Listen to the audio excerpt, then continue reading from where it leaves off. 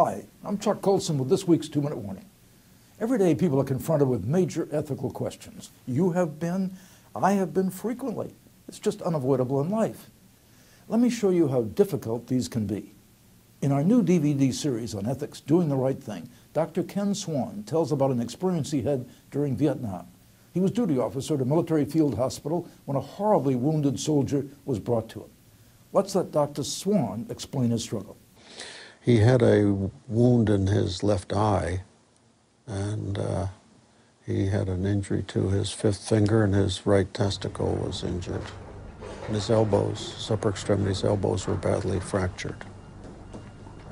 But his vital signs were intact and fairly normal. He needed to have both lower extremities amputated. He needed, as we found out from radiograms, what had gone in here was now inside his skull, so in his frontal lobe, so he needed a craniectomy and debridement of his brain, and he needed to have this eye taken out. And so he needed the urologist, we needed the neurosurgeon, the orthopedic surgeon, myself, and we went to work. Well, after we'd finished, the chief of professional services, a lieutenant colonel, when he put his arm around me and said, "Brother Kenneth, I think you should know that the boys think maybe you should have let that fellow go last night." I was sort of, oh my God, I never even thought of that. Never even thought about it. Well, the soldier, also named Ken, survived, but Dr. Swan was shocked when he received news that Ken had made it home. And then I realized, oh my God, I sort of thought he was going to succumb. And the fact that he's now back home, that meant, where is he going to be? What's going to happen to him? And he was from a farm area in Alabama. And I pictured him with mother and father in a farmhouse in a back room, blind and confined to bed, and probably cigarette ashes all over him and a can of beer next to him or something like that. And I thought how hideous that was. Put yourself in Dr. Swan's shoes back in Vietnam. How would you have made that decision? Would you have thought through the ethical implications?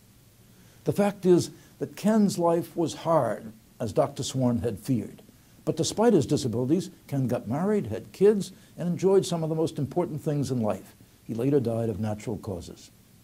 To this day, however, Dr. Swan agonizes over whether he did the right thing. Did he? Yes. Every human being has inherent dignity. Human life is a gift of God made in His image.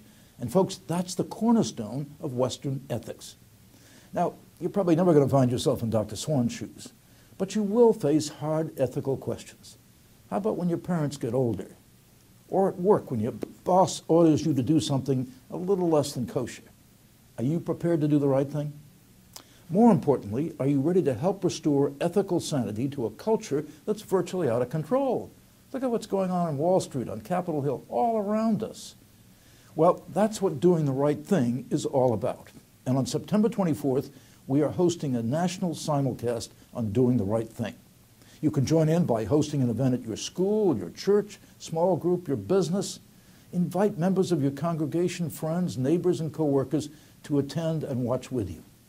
Just go to doingtherightthingevent.com.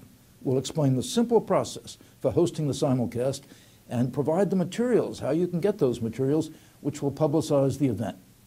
It's time to rebuild our nation's ethical foundations, and we can start together on September 24th. Again, please visit doingtherightthingevent.com. I'm Chuck Colson. That's this week's 2-Minute Warning.